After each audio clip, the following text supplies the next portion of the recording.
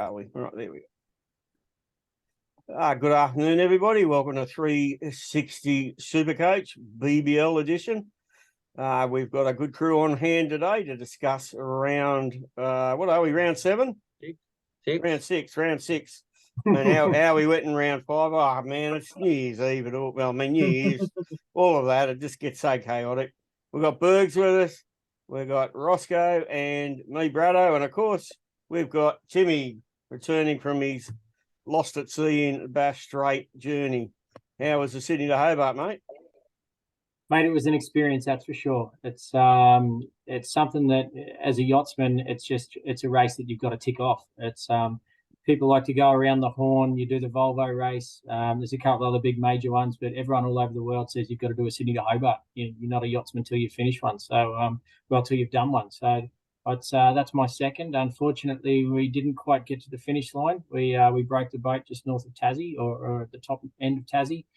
And, snapped our rudder in 30-something knots of breeze, and then spent the next 18 to 20 hours drifting around waiting for someone to come and help us out. So all things said and done, we finished about 80 nautical miles offshore, as in closer to New Zealand.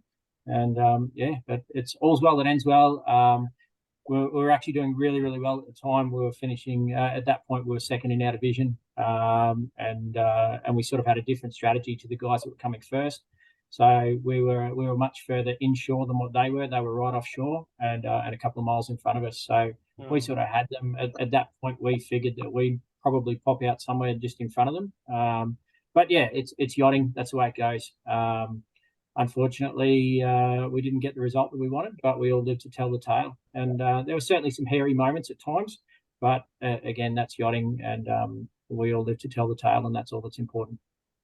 Oh, well, we're all very glad that you're safe and well. But all that time drifting at sea, I bet you just sat there thinking about Supercoach the whole time, didn't you? Oh, absolutely, mate. I was looking for my phone. Like, wait, where's the teams list? Like, come on, give me something. We had no internet. We had no internet. We had no phone service. We had nothing. We were just bobbing around a HF radio where we'd talk to someone at race control. And then eventually, once the water police were involved to try and come out and pick us up. So we ended up getting picked up at 2:30 in the morning. So the incident happened was about 6:30, I think, on the 28th. And then we ended up getting picked up about 2:30 in the morning by police 80 nautical miles offshore. And I mean, they didn't pick us up. They just give us a tow rope, basically.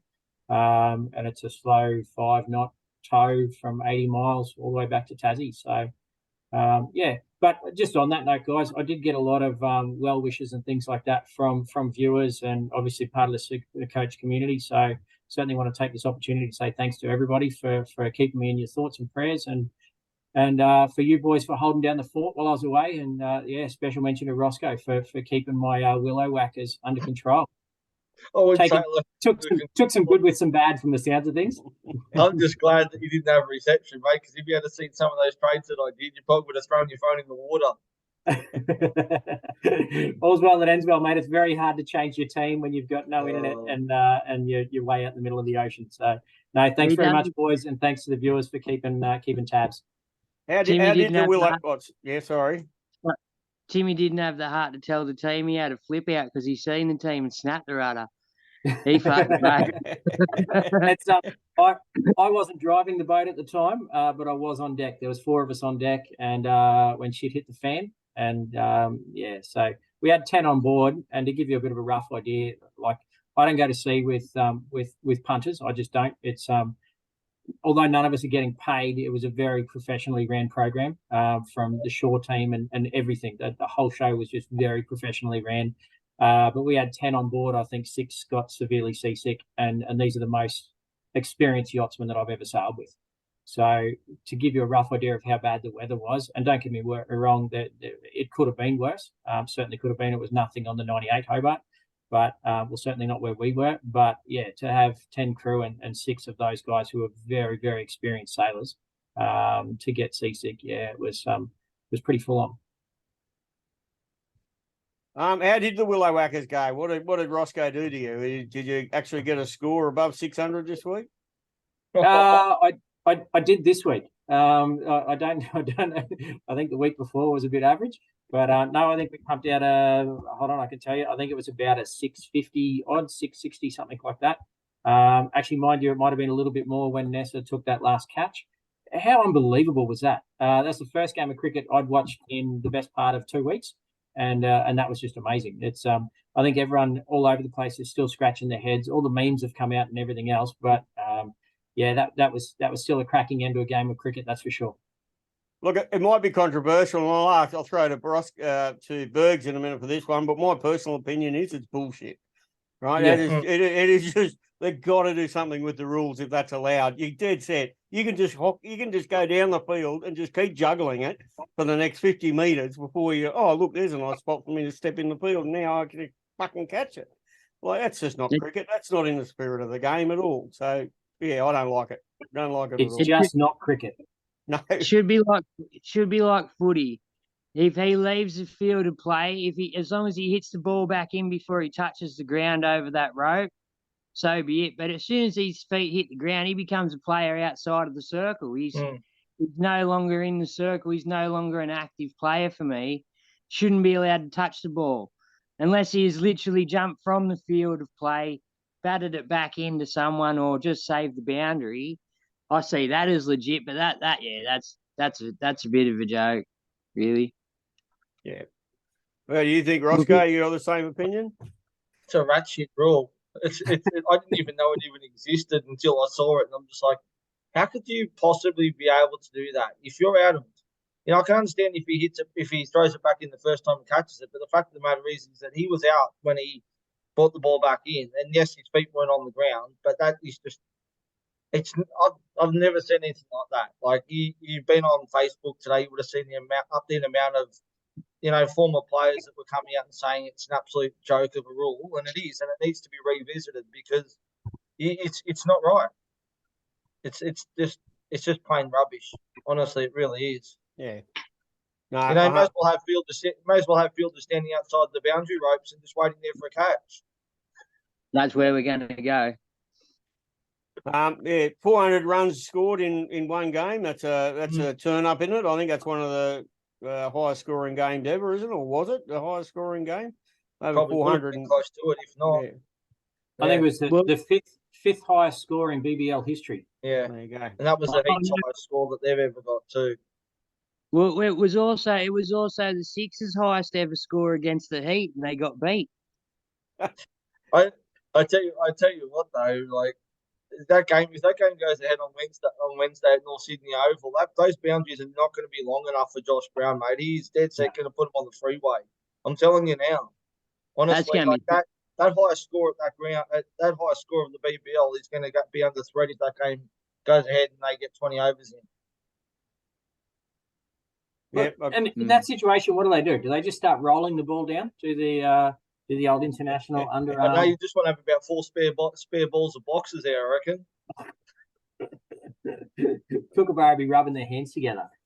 I'll be honest. Like, I don't know how they still get games there. Like, I know they pay money and that, but you got to look at the ground and the disadvantages there is to cricket. Like, it's straight away 20 metres short than just about any other boundary in the game. Yeah, but both teams get to bat on it. Yeah, you don't want to be a bowler, but it's the crowd's not there to watch the bowling, are they? No. Oh, I don't know. I like good bowling, particularly when I got it. That's coming from a bowler, though, Brad. I got a team full of bowlers as well. Like I got every position in my batting is a bowler. So I want to see some wickets. So nights like last night, that was just killing me in certain respects. But as well, and probably I think we all suffered this. Sam's 1 point this week. Oh my God, what did Short get? The most popular captain's choice, 19 points. 19 points, 18 points. So, yeah, a very horrid week. So, people, if you had a bad week, you're probably only about 100 points off what was a good score anyway, because it was just everybody suffered. Unbelievably, I jumped 100 spots and I only had 620. So I'm, how did you end up, Bert? Because you had a massive round. How did you end up? I ended up jumping 2,500 spots, so I'm up in the 3,000 now. I didn't write down exactly, but yeah, jumped 2,500 spots. But that came off the pod VC. Like everyone was jumping on Sam's, or I've seen a few on a couple of other Thunder players. And then Matt Short was pretty much your firm favourite, and I got lucky. I jumped the VC on Matty Wade, so I looped in Stoinis, so it gave me massive points for that. So I got lucky there. Oh, that's great effort. Very good. Very good. Good to see you finally holding up your part of the team, mate. Oh, I got to. I beat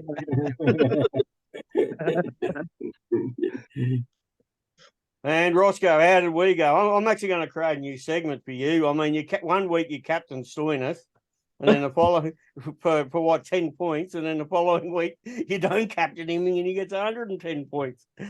Not only did I not captain him, I didn't even bench him. It was a horrible week for me all round. Like everyone else, I had the captaincy on Sam's. Short, sorry. I was going to go Kerr as a pod captain, but I wasn't sure if he was going to get rested. And then, of course, we found out that Jordan was being managed and rested pretty much straight after the Sixers game, but the other game had already started. The Strikers won, so I couldn't change it. But the good thing I did is I played Josh Brown, which was handy for his 97 points or whatever it was that he got. But yeah, I got 554, lost about 100 spots, so I'm still sitting at about 2,000, which is pretty shit. But hopefully I can claw my way back in the next couple of weeks. See how we go. Yeah, I'm coming for you. All right, now on the Facebook page, you see a quick buy, hold, and sell which has been dumped there. It's only a very, very rough guide, and everybody can have their sort of input into it.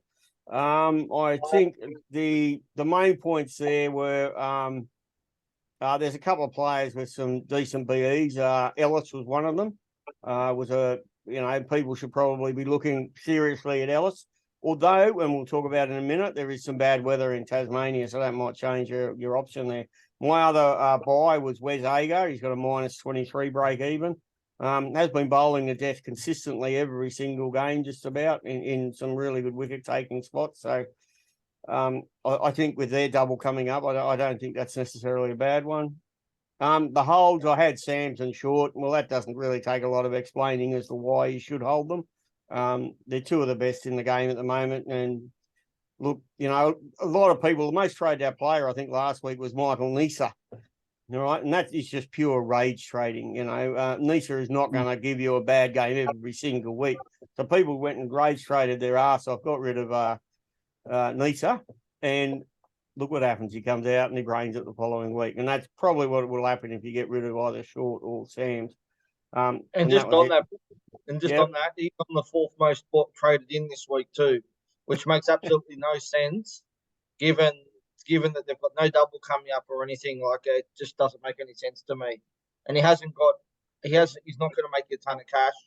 Yeah. So yeah, maybe people getting him back to trade him out last week. Just a viable VC loop or emergency looping, I think, is if he gets a couple of wickets, he finishes 60, 70 odd. He seems to field in really good spots. I think he's taken a catch every game he's played. So last night he took 2 catches and I think 3. I think so. Yeah, apart from his bowling, sorry, I think he took 3 last night. 2.1. So 2.6. So he fields in good spots. He bowls to death. He gets wickets. You can he's good for 80 to 90 odd as long as he's in the mix. So I could understand why people are getting him back in, but it just seems like a bit of a dumb trade at the moment. 100%. So that's really about it. I think the sells, they'll just explain themselves. Hossain has just about hit his BE really. So if you need to do, he's probably a sell, although he's playing another 2 games, I think now they've been announced today. So he's actually, if you do want to hold, that was written before I found out he had an extra game in him. He might be a but I can see people selling him for his cash. Sandu is injured at the moment, so if you got him in your team, I hate injured players because even when they come back with those hamstrings and leg injuries, he's going to be managed and it'll be a dodgy one to hold. So, yeah, he would be another one that you probably should seriously consider selling. All right, so Rossco, what news have you got for us down there?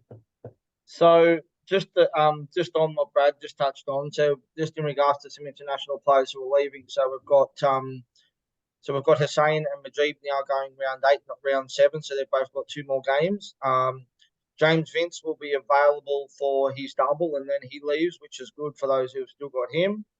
And then that's pretty much it for the sort of the main news. But there's just a couple of things I wanted to go through, just through the top 10 buys and sells, because there's a couple of doozies here. I won't speak about Nessa because we already spoke about him. But looking at some of this list, like that didn't make any sense. Obviously, plenty of jumping on Josh Brown, which obviously makes sense. We've got about 12% bringing him in this week. But on the sells, number 3 on the list, and I'm pretty sure we'll all agree that this is probably not the right move to be doing, is Daniel Sands. I think I've captained him or vice captained him every game. I think between him and Short, I think all I've done is flicked it back and forwards. So I don't get either of them. And the other one that doesn't make I've just checked on my screen. I've just checked on my screen with my current team to look at exactly those stats while we're going through this. And yeah, the 1 and 2 on the top of my screen is Samson Short. That's bonkers. And also number 6 on the list, which also doesn't make sense given he had one bad game and he's been pretty consistent rest of the season and has a double coming up, is Luke Wood. Number 6 on the traded out list. Burgs? Yeah, that for me, that's madness because he took 5 wickets for 50 the other night. Like, yeah, but you don't get penalised for getting hit that often. But he seems to be taking wickets. You know what I mean? He might be a little bit expensive, but for me, he's a good bowler, man. Like, and with the double coming up, Nathan Coulter-Niles forever injured. Stoinis is back in the mix, but so that he'll still bowl his 4. You know what I mean? He bowls death overs and in the power play. So for me, he's a non-sell unless I wouldn't sell him. There's got to be better for you to be selling. You know what I mean? I don't understand any of them on them lists, to be honest with you. You didn't bring Daniel Sams in them first 2 rounds, and you brought him in after that, and you brought him in for exactly what he's worth, his potential. You know what I mean? His potential is he can score 100 points in a single game. Yes, he scored a 1 last week, but if he backs it up with 100 in his next game, his average is right out. You know what I mean? He's a gun. He's probably their strike weapon over there at the Thunder too. Well, same thing with Michael Nisa as well, because he scored 4 points the other week and then came out and got 100 and something yesterday. And the other one I want to mention on the trade out list, and I get it, but I don't because he's not bowling, is Bo Webster with the double coming up as well. For me, he's a hold as well. You reckon, Tim? Yeah, I agree. I actually like Webster. I think that's a handy one, and he's still pretty cheap too. So if you're looking for 167K, I wouldn't say that's cheap. Oh, sorry, my apologies then. I've got stuff penciled down from a week ago. So yeah, no, he's risen vastly in cash, but I mean, it was certainly one of the questions on one of our posts this morning on their buy, swap, and sell. Somebody asked a question actually about Bo Webster, so thanks for asking that question. I think both me and Rossco tried to answer it with, if you got him, why would you sell him? You know, I know he's nearly 170,000. And he has made a shit ton of cash. He's made 110K or something. But you at this moment with a double looming, you would just hold. You know, you're going to lose a few dollars, but just hold him. Yeah. Just a couple on the low break evens that you might want to have a look at this week. Is McSweeney obviously break even at -69. Stoinis with a double coming up. I know he's pretty high up on the trading list this week, -63. As well. And then a couple of players that you can probably wait to grab for the doubles with some high break evens is Ben McDermott's got a break even of 122. Webster, if you're looking at him for the double, you can probably wait at break even of 136 as well. They're probably the two sort of couple main ones that you probably want to wait on. Matty Short's got a break even of 160. If you're looking to bring him back in at some stage, so you might be able to wait a week for him as well. All right. Now, does anybody have any updates on the weather? We've got a couple of dodgy looking games here. It's scaring the shit out of me. I think the first two games are looking dodgy, aren't they? Has somebody been chatting to anybody at Bomb? I've been texting mates of mine that are still down in Hobart, so to try and find out what the weather's doing down there at the moment. So I'm just waiting on a reply. I know that with the third game, which is the Sixers against the Heat at North Sydney Oval on Wednesday, that they're looking at it's about 70-80% chance of rain during the game. So hold off on your trades if you can and set up your benches for the players in those games just in case it doesn't go ahead, because you know if the game starts and it doesn't matter if they don't have a result, if one of your players bowls and over and gets 5 points and they get those 5 points stay, whether there's a result or not. So just be aware of that. Set your loops. That's set what your worries loops me. up for just in case. That's what's worrying me about the Hobart game, because didn't someone say they're in for some horrid rain down there, like flash flooding or something? Yeah, well, it's changed. Last time I checked, it's kind of eased down a bit, and I don't know how much rain they've had, but it doesn't sound like it's going to be as bad as what they said it was going to. So who knows what's going to happen? We're still just under 4 hours till the game's got to start, so hopefully it'll be okay.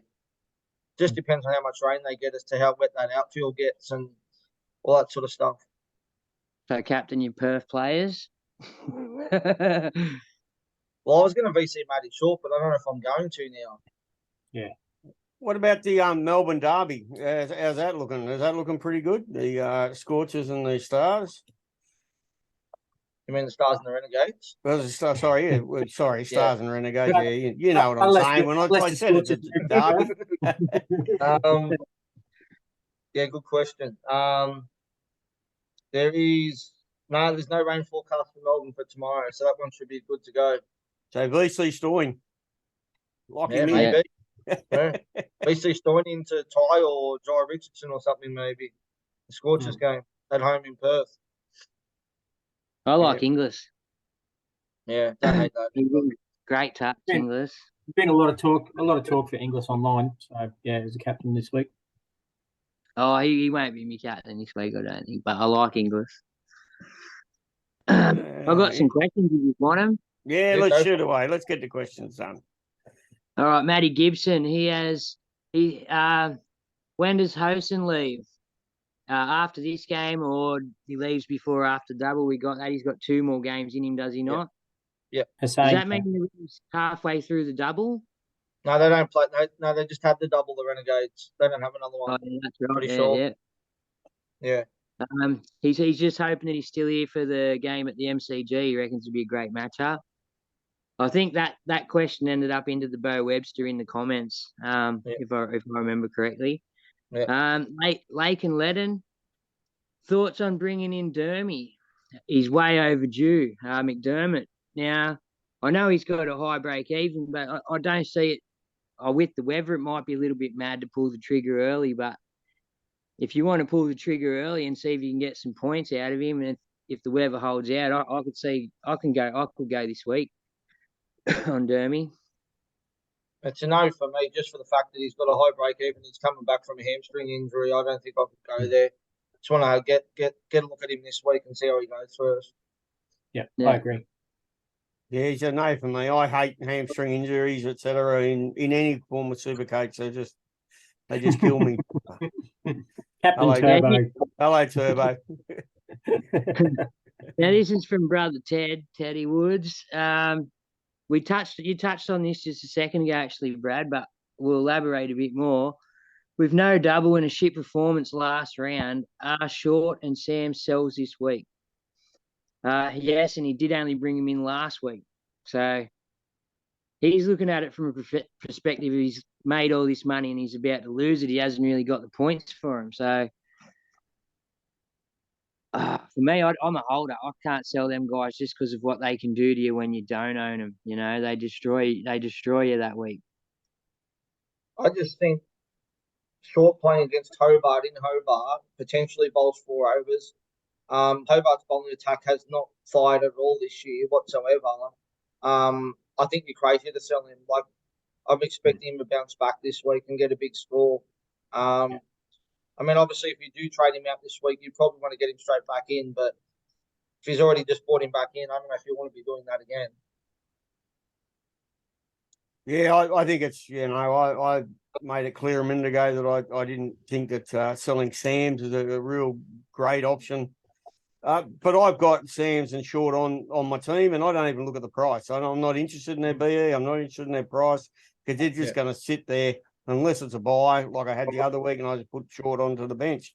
They're, very similar to when you're playing AFL or NRL Supercoach.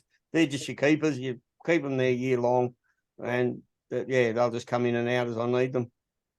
Well, if anything, I heard a good for single game. Sorry, if anything, for single game weeks, Sam's and Short are the two that should be number 1 and 2 on your list that you should have. Yeah, absolutely. Even they got a 1 and a 19, but Sam's average is 59.9. Matty Short's is 80.3. Exactly. Like, there's 140 points that you're potentially throwing away, and that's just their average. So you're mad. When people only scored 650 odd was a great score last round. To take another 140 odd points out of that, for potential wise, I'm saying for the next week, you're bonkers. The only thing I can say too is if you have Supercoach Gold, have a look at where they're playing the next couple of games, see what they're averaging there as well.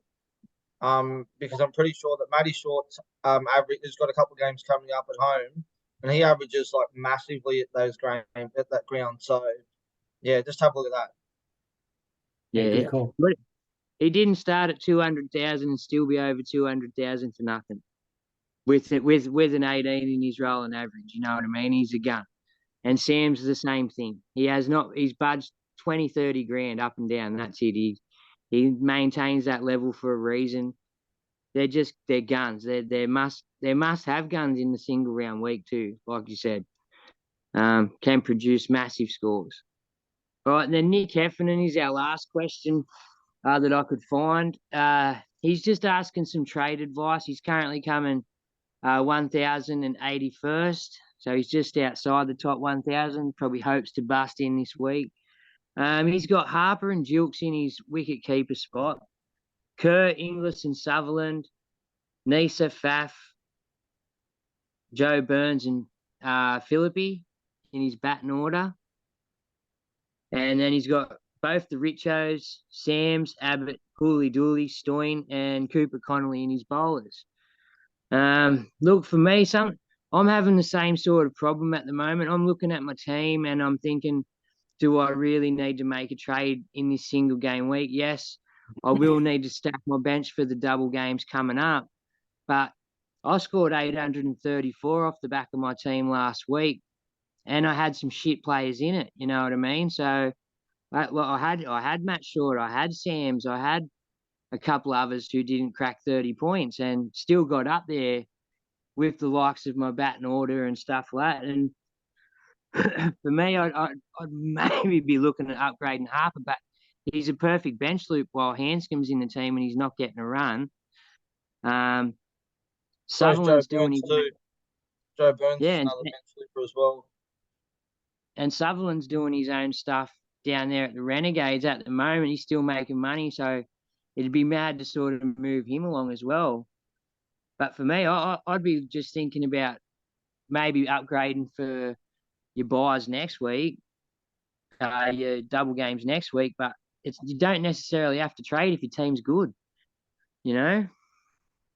I already commented on this, and I think I said Faf needs to be traded out. I think he should go because he's only got one more game left.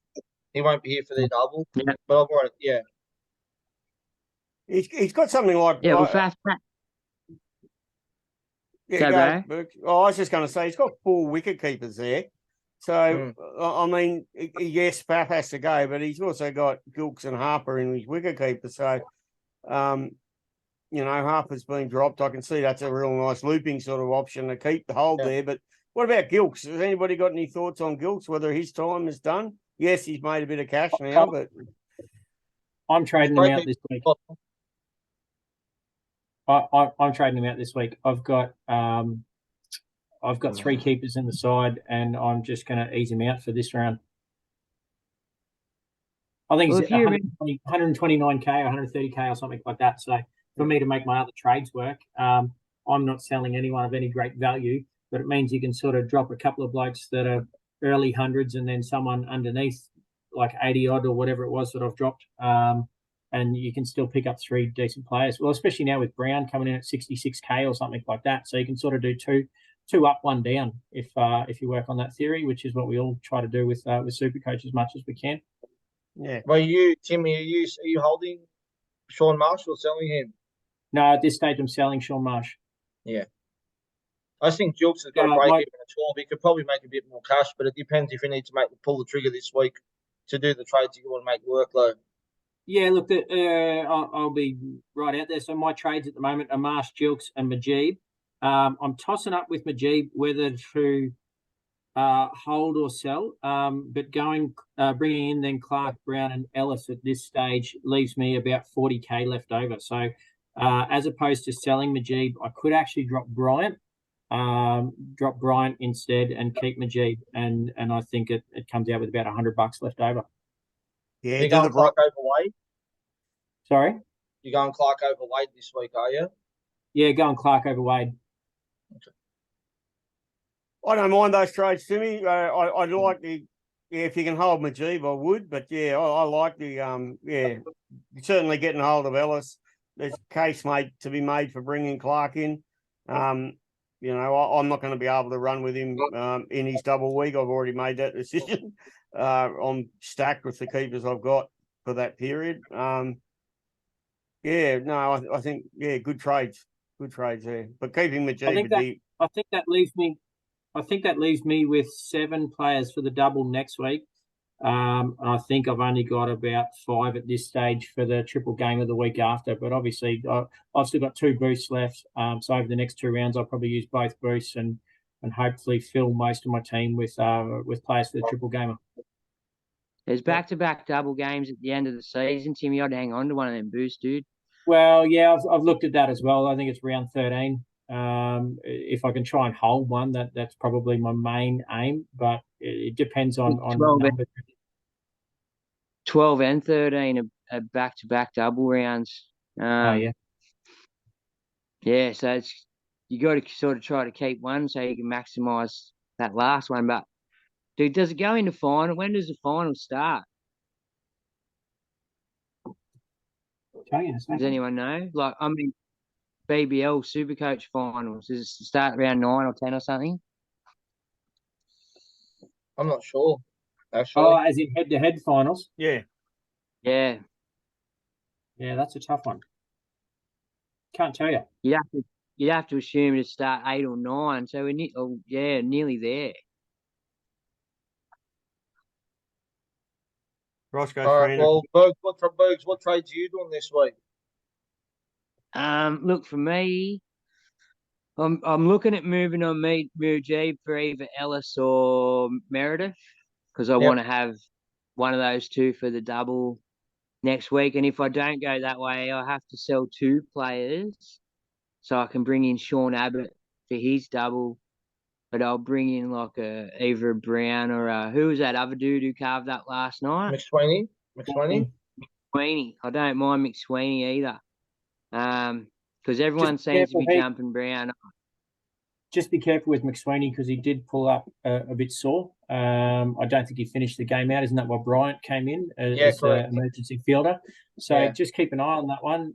They were having a bit of a laugh and a joke about it last night with him and Sweppo after the game. Neither of them, but they both said, "Oh yeah, look, I've got a bit of a sore ankle. I probably can't play at North Sydney Oval." They're more worried that they're going to rack up a 60 points against as far as their bowling figures go. So 60 runs against. So I think they both like to have a rest and just let the quicks do the damage.